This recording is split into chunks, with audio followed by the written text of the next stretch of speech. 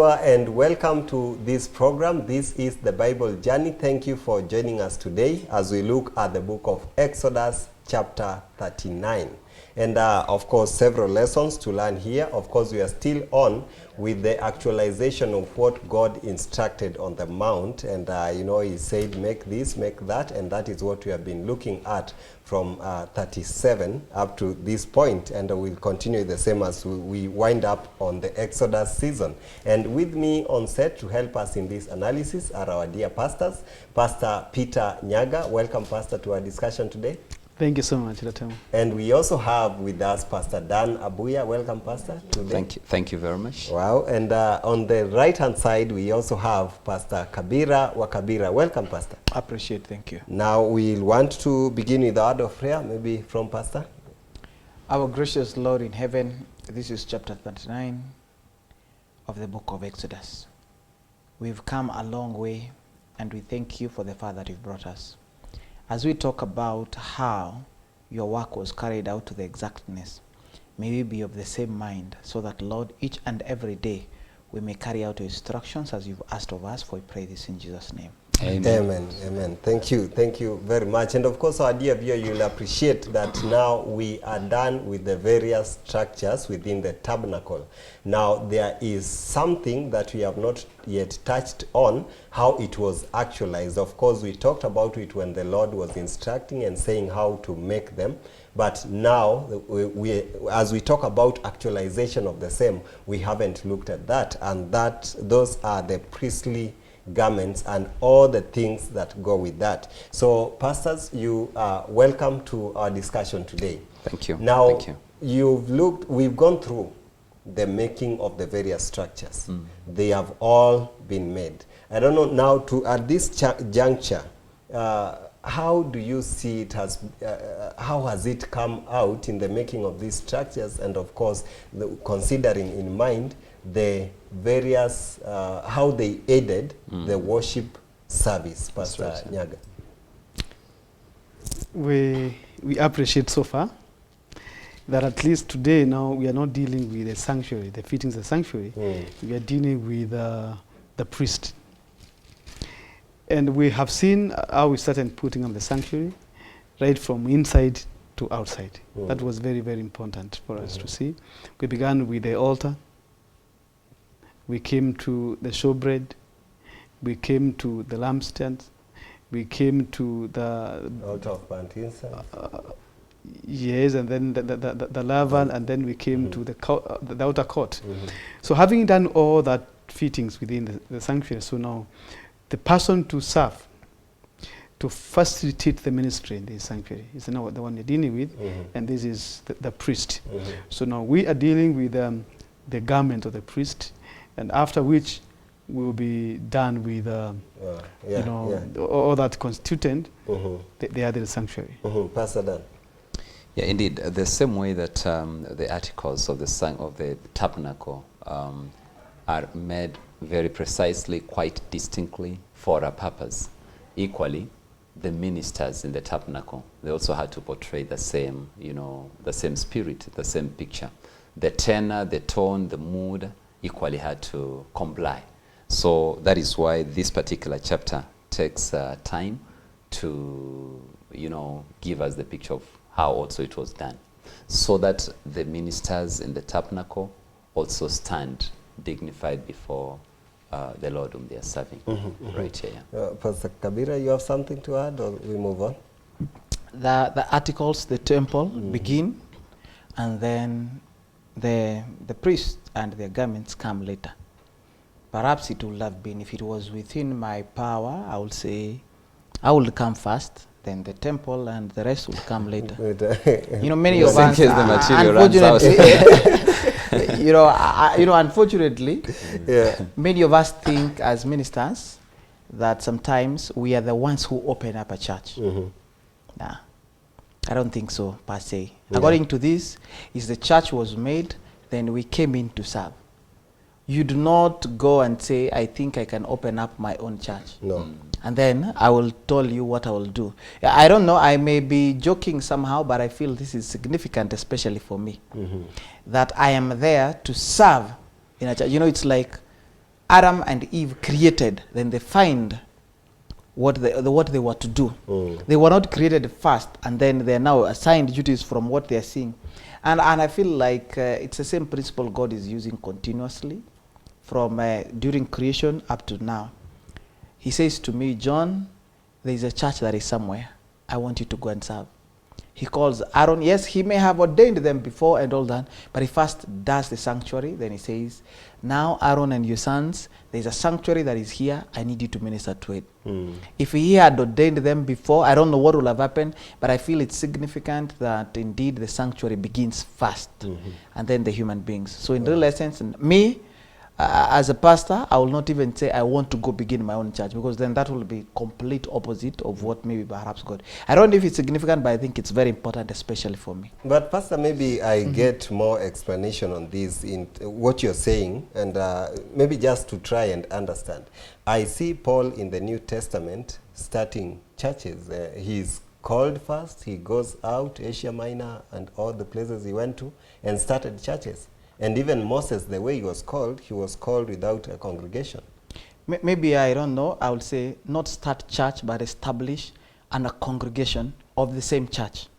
Oh, okay. The church of Christ. You know, this church belongs to Christ. You cannot start another. You know, ideally, we're supposed to be like Ephesians 4, 1 to 4 says, same faith, one baptism, one. So if it is one, how do you begin something else? You cannot begin something. If you begin something else, then you'll be so lost away from. But anyway, I am worried of over-interpreting. As I'm saying is, I feel there was an emphasis in the priesthood coming first.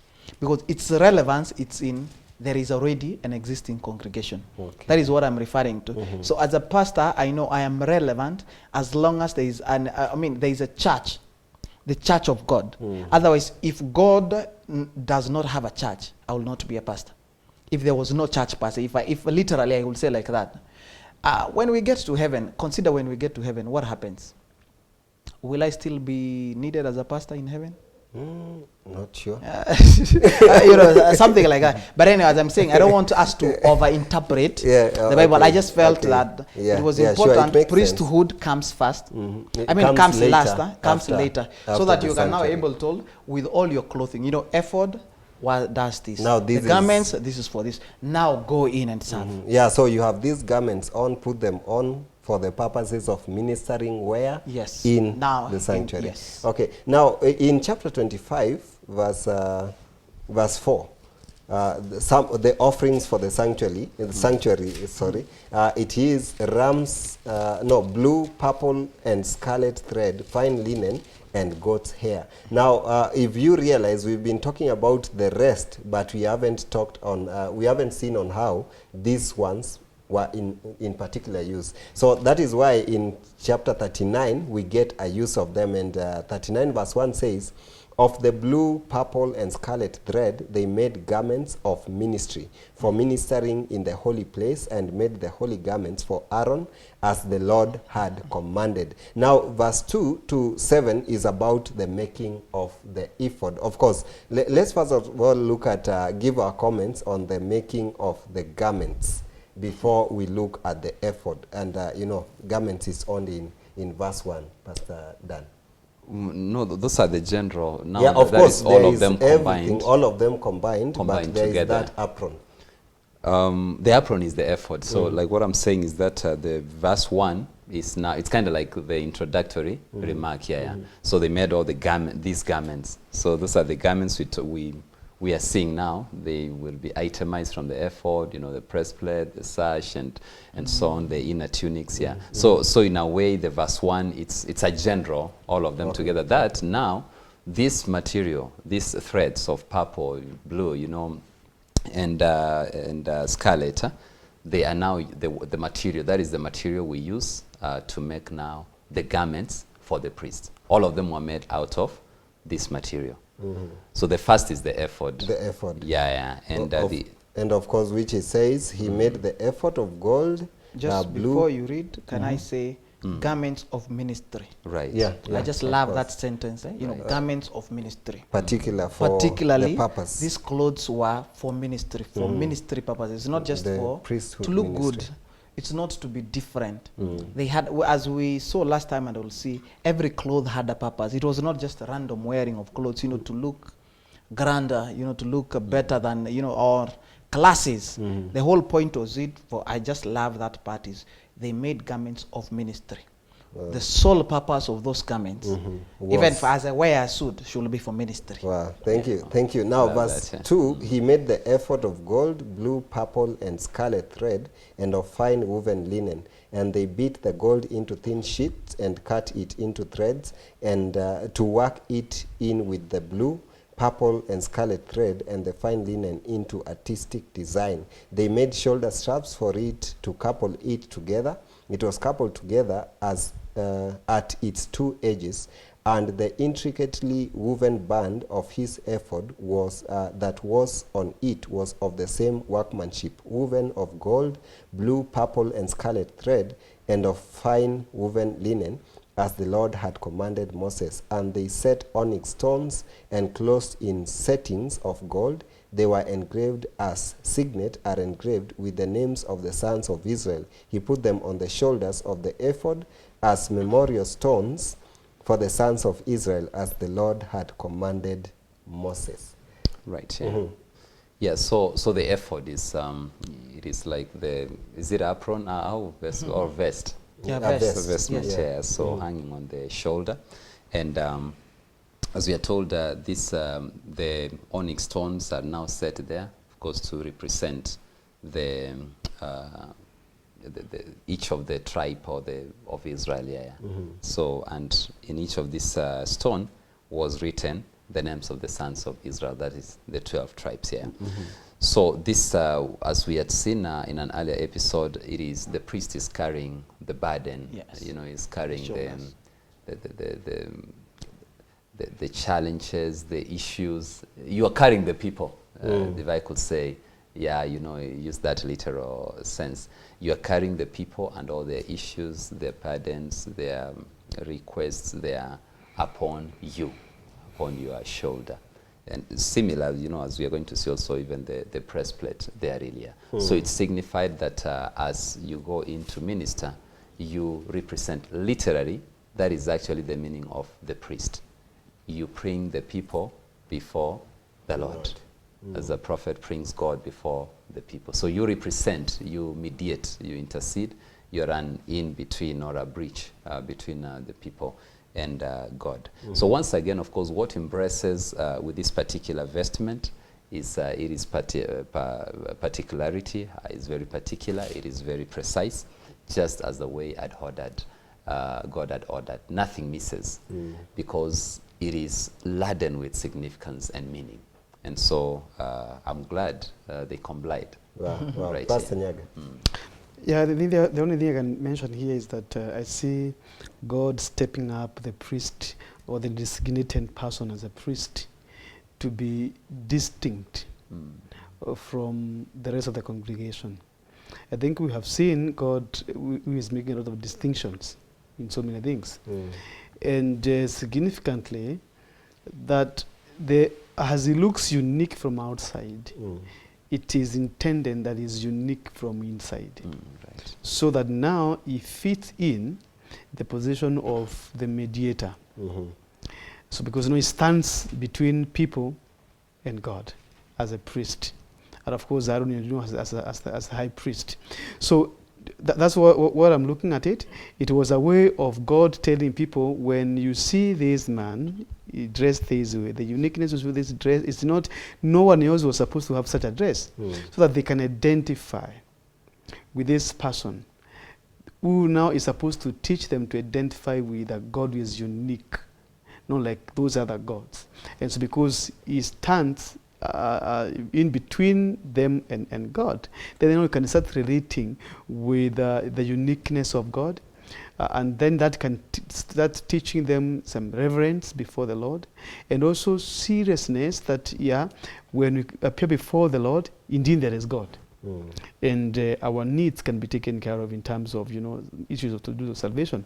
So, well, the beauty, the manner in which is made, the special garment, it was to bring out the specialness of the ministry the specialness of the character of the person who has been designated to be a priest. And allow me to also add something I believe is important. The aspect of distinction, we have seen it before, even in the oil of anointing, in the incense, you know, the perfumes that were used. Like you could not you know, come up with the same formula. Or use it even if you knew the formula. Yeah, even if you knew the formula, it's revealed here. Yes. I don't know if it was clear then. You know, nowadays people have patents. Yes. And sometimes you can never know the formula that has made some of the popular drinks and so on. But you could not do that, because that is now blasphemy. That is being sacrilegious, bringing the common, the sacred to the common level. It's the same thing also with these vestments. You know, you could not come up with this outfit. This was a very rich outfit. See, Nick, it says here that in verse 3, that they beat the gold into thin sheets, you know, that is very thin sheets, and then you made threads of gold, and then you wave into it these gold threads. So I want you to imagine the glory of that garment in that afternoon sun, how it gleams with the gold from in between there. I mean, you agree with me, it's quite golden, yeah. And you know, later on, Paul talks in Timothy, is it 1 Timothy 2, where he's talking about, you know, your modesty and your beauty not being, you know, out of braids of gold and so on. It was serious then, because nowadays, you know, when the sisters try to step up, you're like, well, you ain't seen nothing.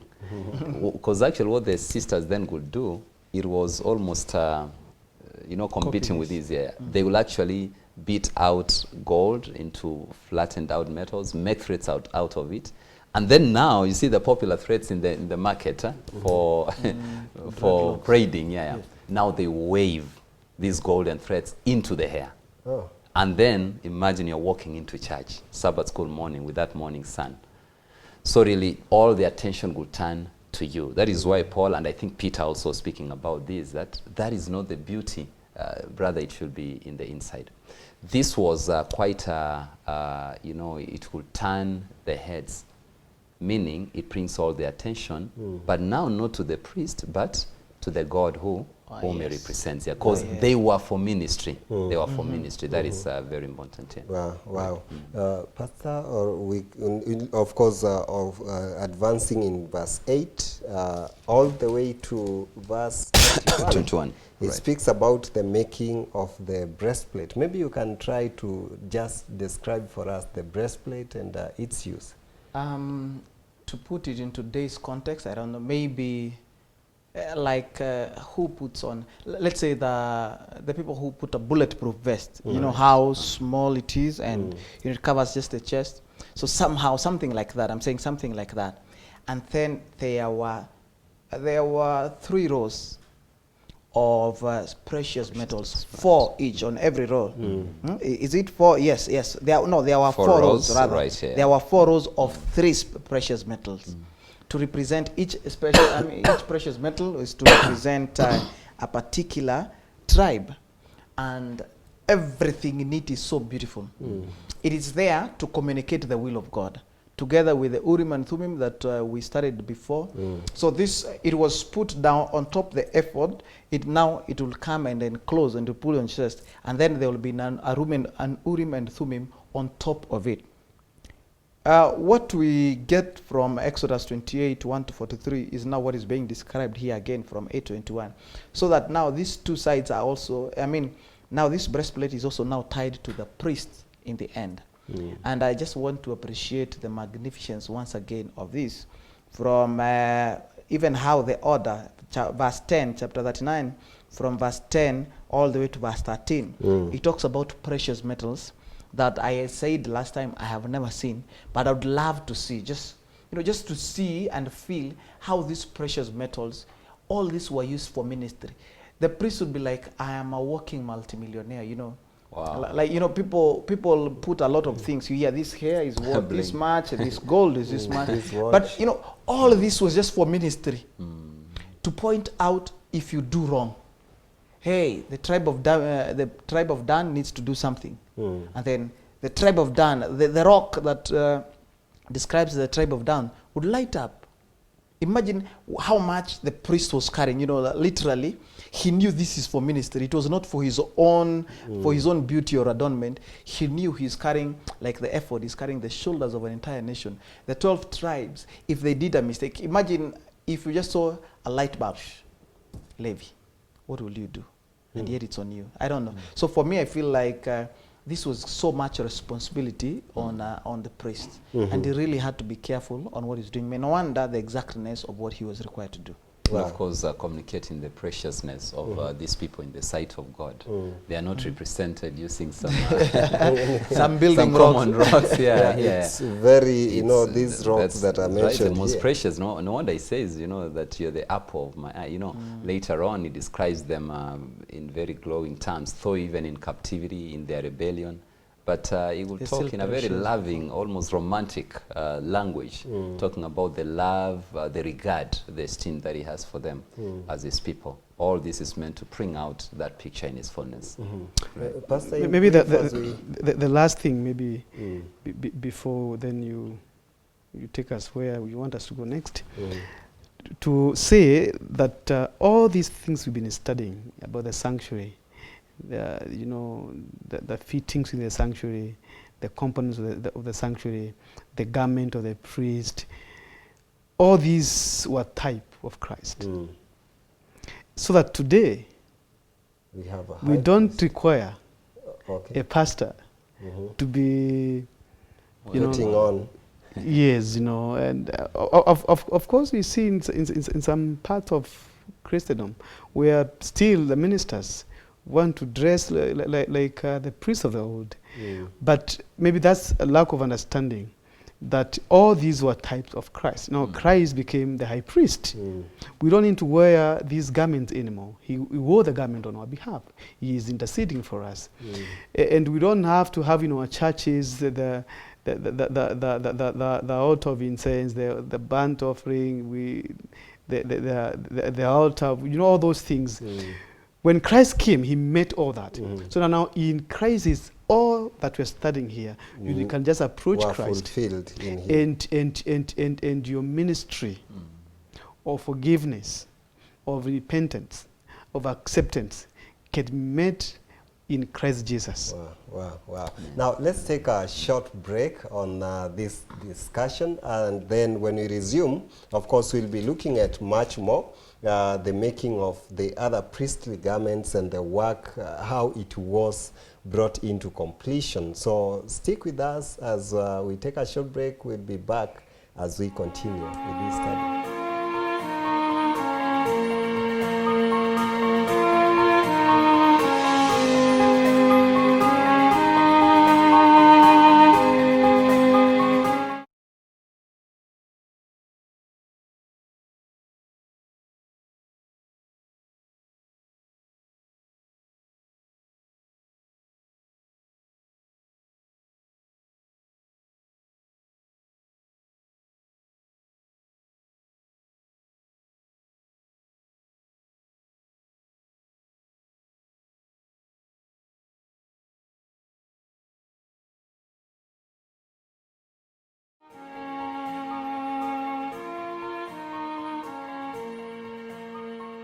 Welcome back, our dear viewer. Welcome to this show. Thank you very much for staying with us, and I hope you are now refreshed for as we continue with this segment of this study of the book of Exodus chapter 39.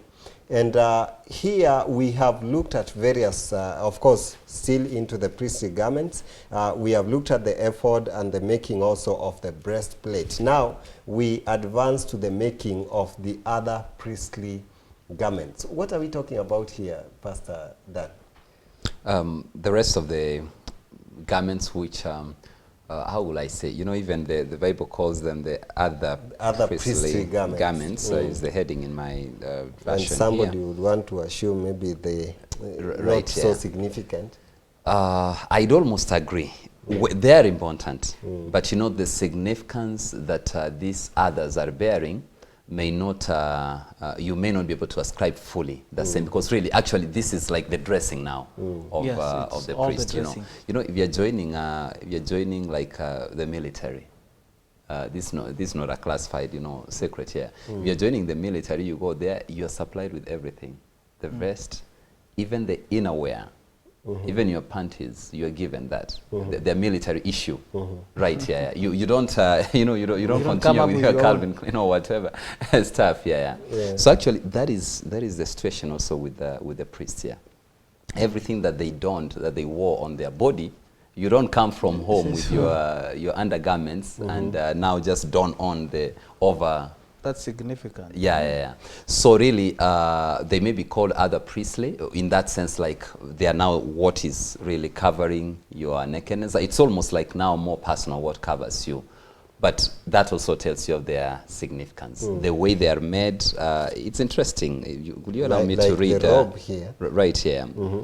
Well, we can read the robe, but just to bring out this point, I want to read verse 27 to 29. They made tunics, right? Artistically woven of fine linen for Aaron and his sons. A turban of fine linen.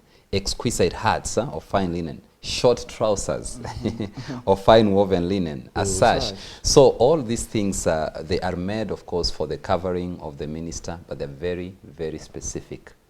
And also showing the sacredness. So in other words, you come from home, from your house.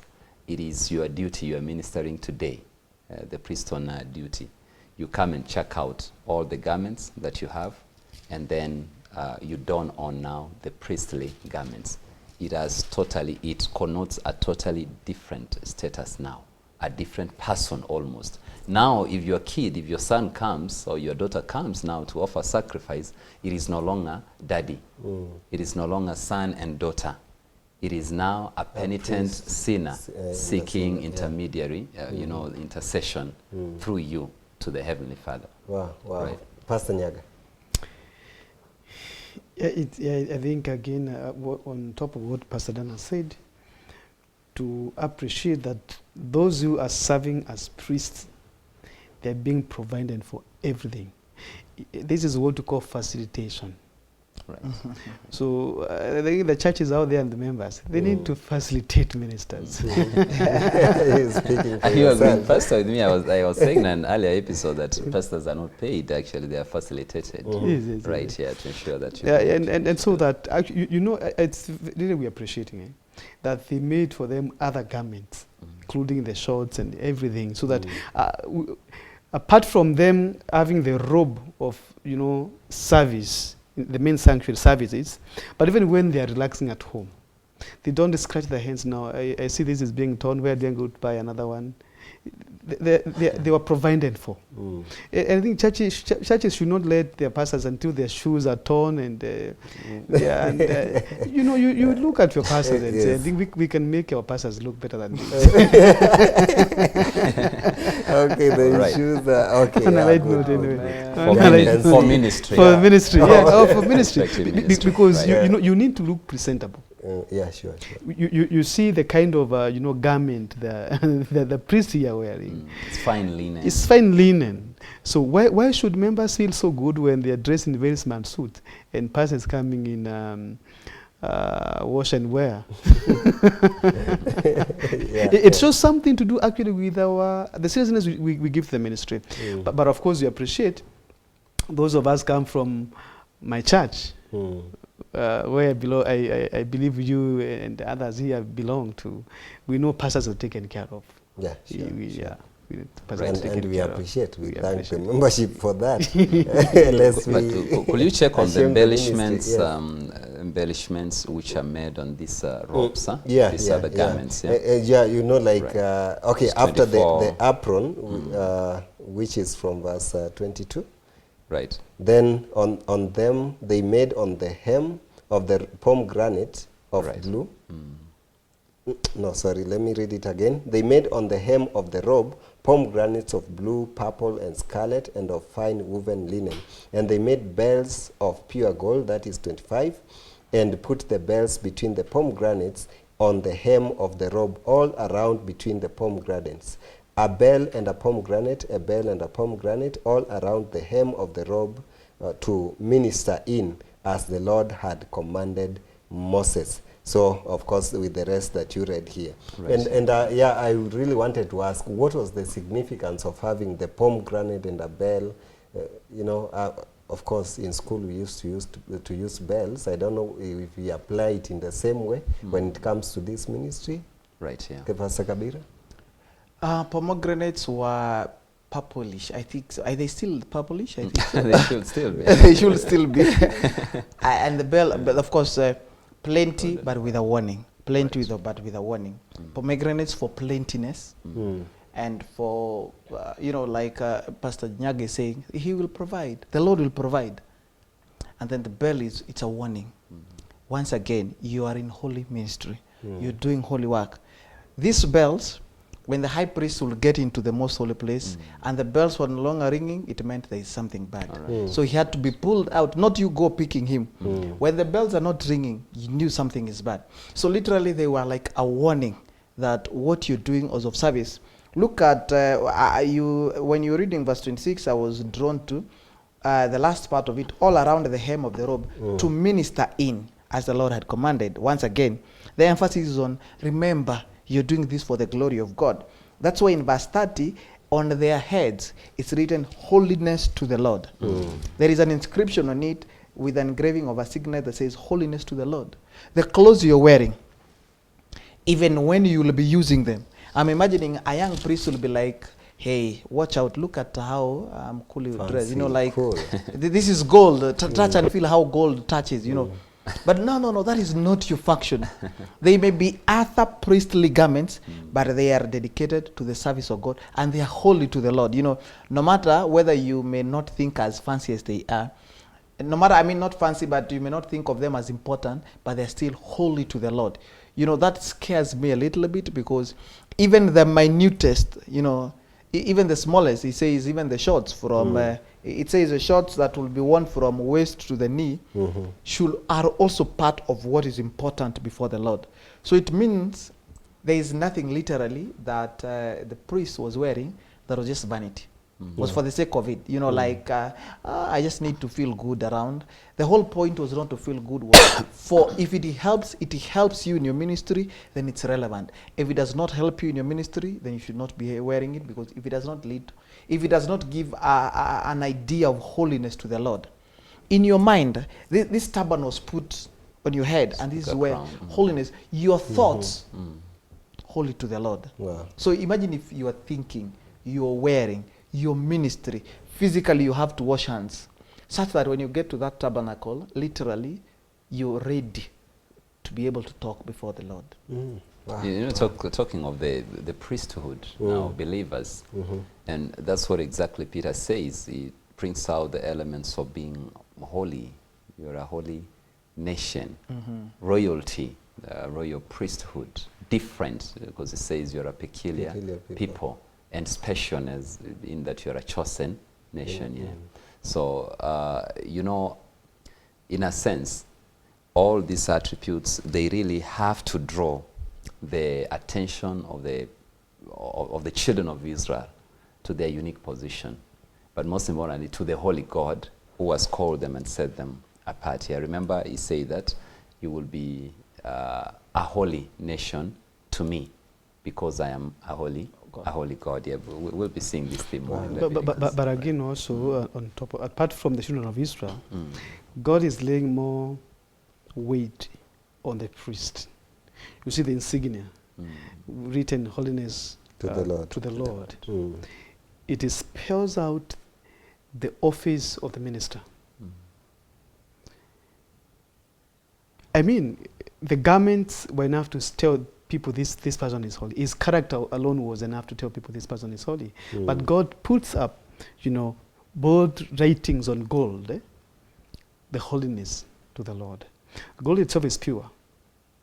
Then the words are holiness to the Lord, showing that there is a difference between the clergy and the laity.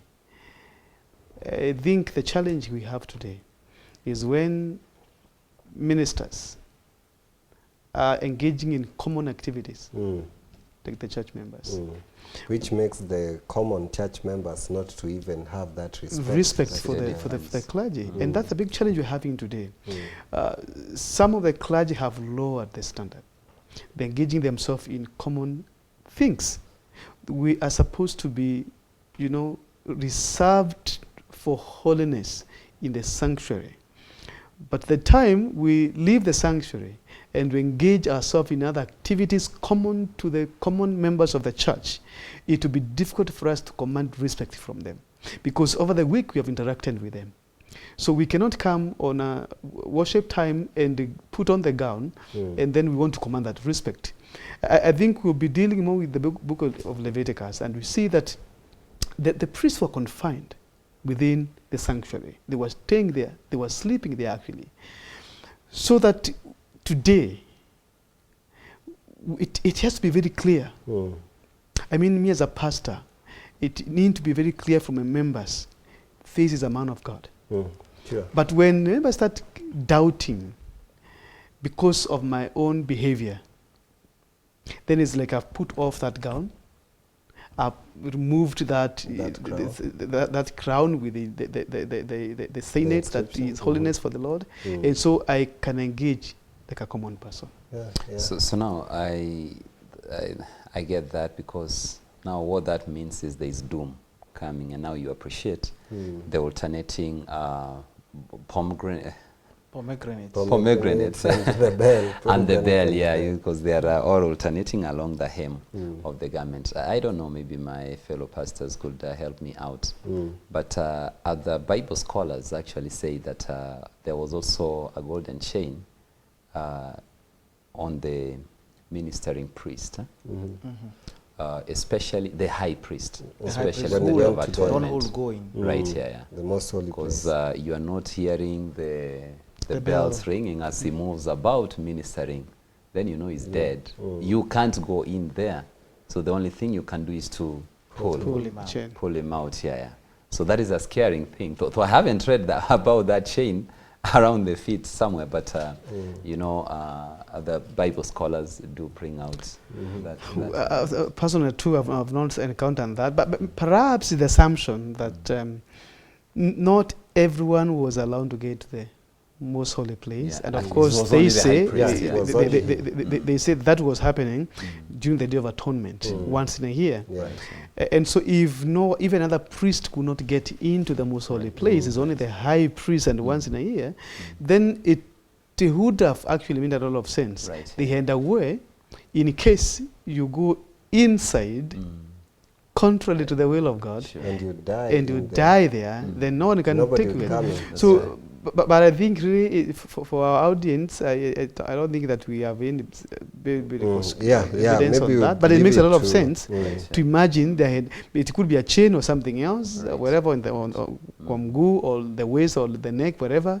But they had a way of bringing that person out without them defiling themselves within. Right. Yeah, wow. And so the work was completed, Pastor. Oh yeah, finally the work is done, and it's this once again is a summary. It's a stylistic device of Moses. He begins, but every time he ends, he summarizes. Every time Moses writes, by the way, he gives a summary. He talks, then he implements, and then gives a summary Make of a what good is teacher. no, ideally you'll understand why he's so humble. You know, for me to repeat something, that they even say, I think, I don't know, Pastor Dan is one who will tell us, 3 times it gets into your mind. If you repeat something 3 times or something like that, that's what I hear they say. That's right. If you say, do, and then, I don't know, something like that for 3 times, it gets in your mind. But of course, from verse 32 to verse 41 is a summary of everything. It may have looked tedious. You know, I'm sure even the viewers were asking, why are we redoing this again and again? And here is about another chance Right. to also redo it again. Right. But in real essence, you can see how seriously Moses is taking these things. He says, and you know, for him to write for the next generation, remember not everybody went, I mean, not apart from the 2 who got to Canaan. Yeah. If he had not written this and repeated it again, how much more would, how much mistakes will be there? You've heard about people giving information by word of mouth. I talk to you. By the time you talk to Pastor Dan, by the time it's different. So for Moses to repeat it almost 3 times, word for word, that this was done, I want to appreciate his need for us to properly record and do what God had said. And so now, verse 32 and verse 41 summarizes and says, everything was done exactly as how God had commanded. That is what 42 and 43 will talk about. Wow.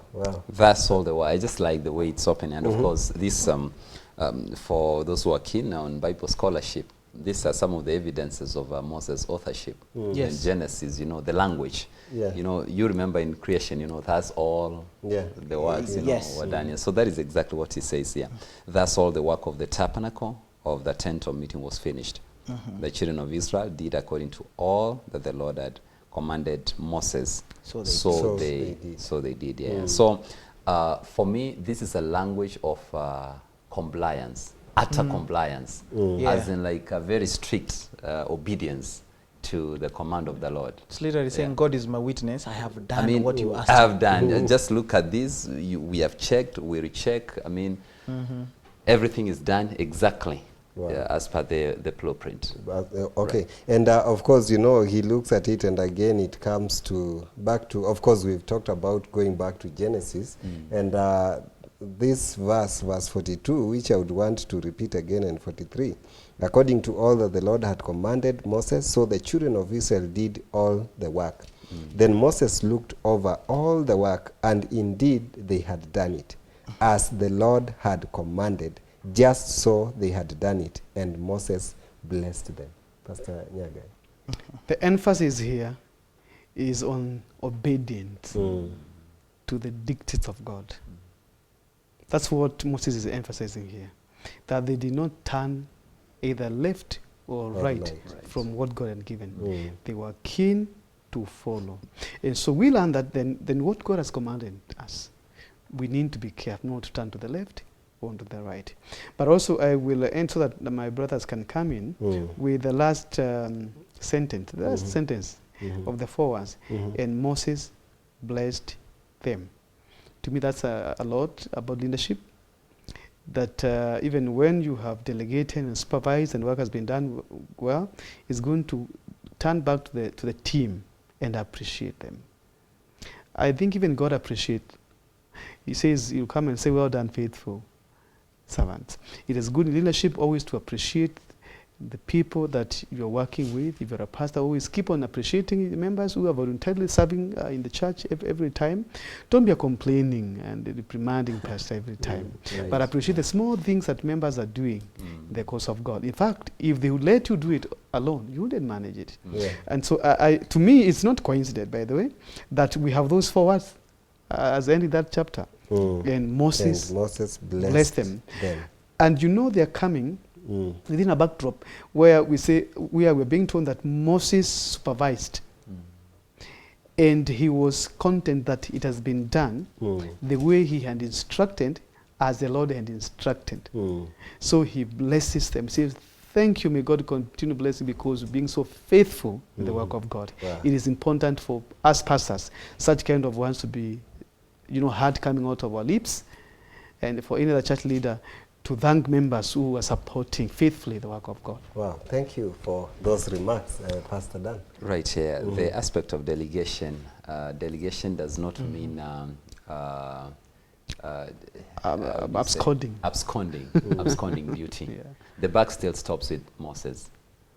Remember how we said earlier that Moses did this, Moses built the tabernacle, then Bezalel built the tabernacle. But really now you get the full picture here.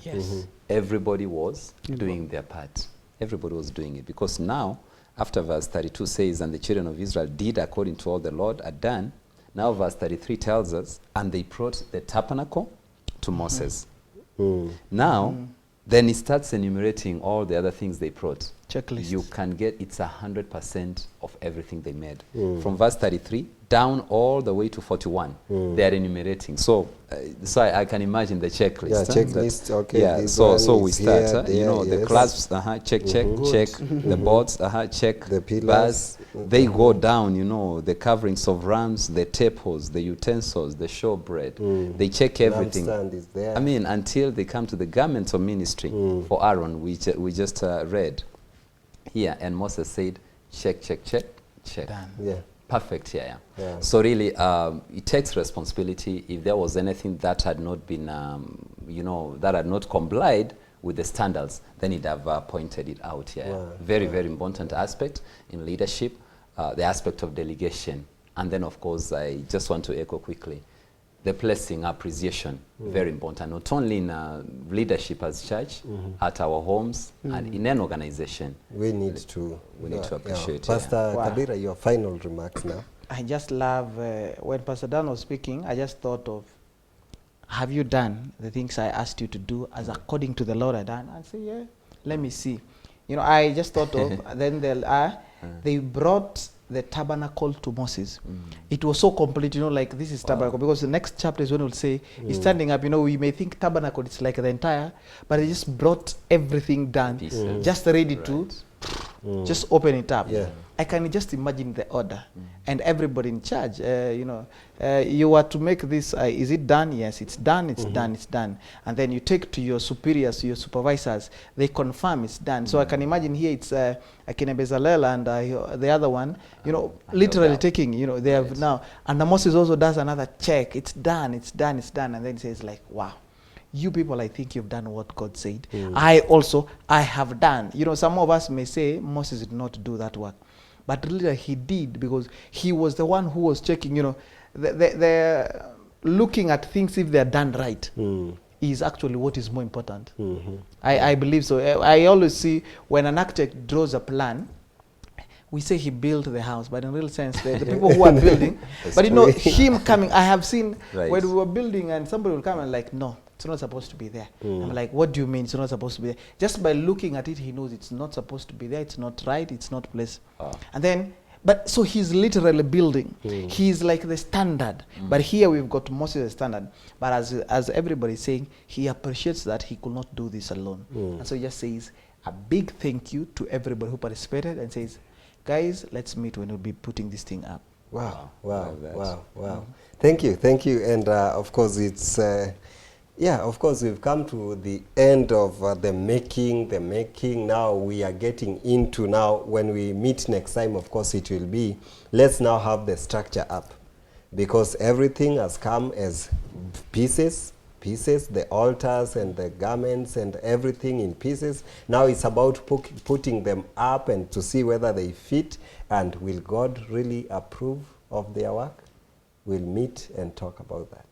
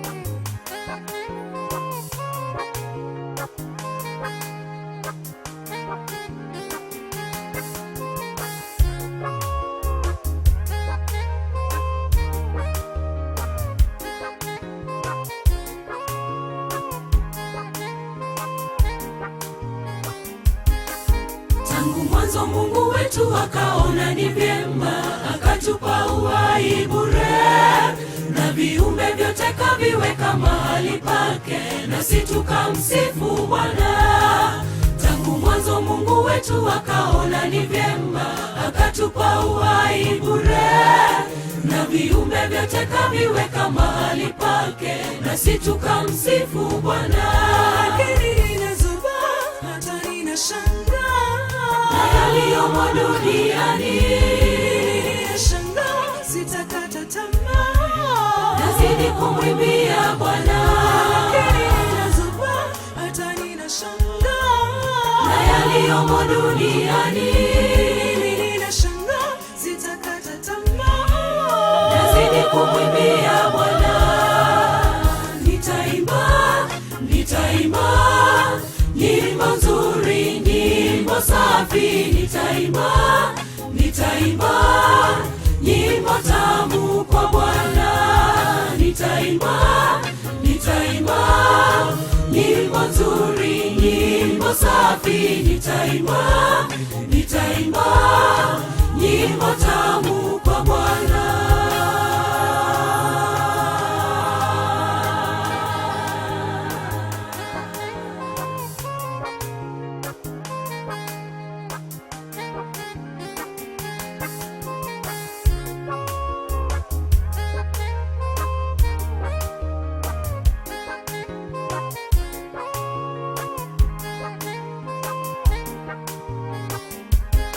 mimi na wale wote wanaomwamini Bwana tutaimba.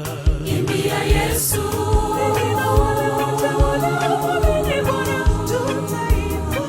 imbia Bwana.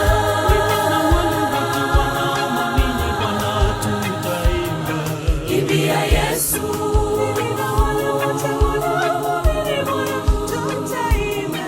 imbia Bwana. Tutaimba, tutaimba nyimbo nzuri, nyimbo safi. Tutaimba, tutaimba nyimbo tamu kwa Bwana. Tutaimba, tutaimba nyimbo nzuri, nyimbo safi. Tutaimba, tutaimba nyimbo tamu kwa Bwana. Tutaimba, tutaimba nyimbo nzuri, nyimbo safi. Tutaimba, tutaimba nyimbo tamu kwa Bwana.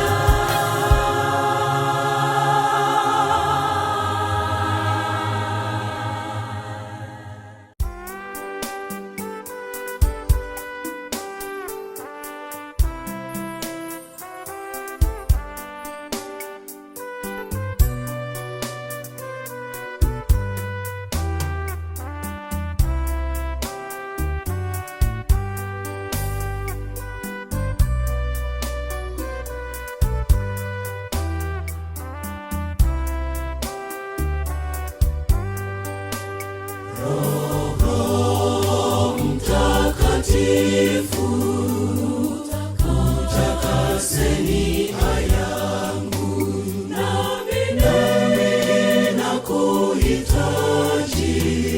unifundishe. Nami nakuhitaji, unifundishe.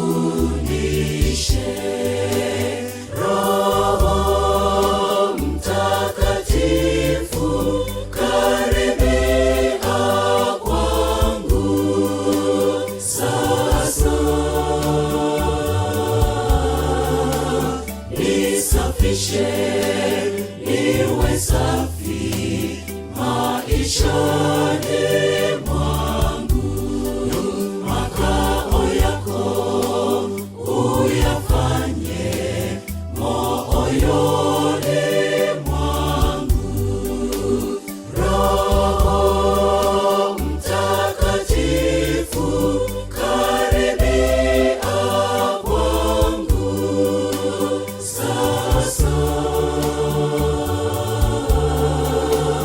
Nisafishe niwe safi maishani mwangu, makao yako uyafanye moyoni mwangu.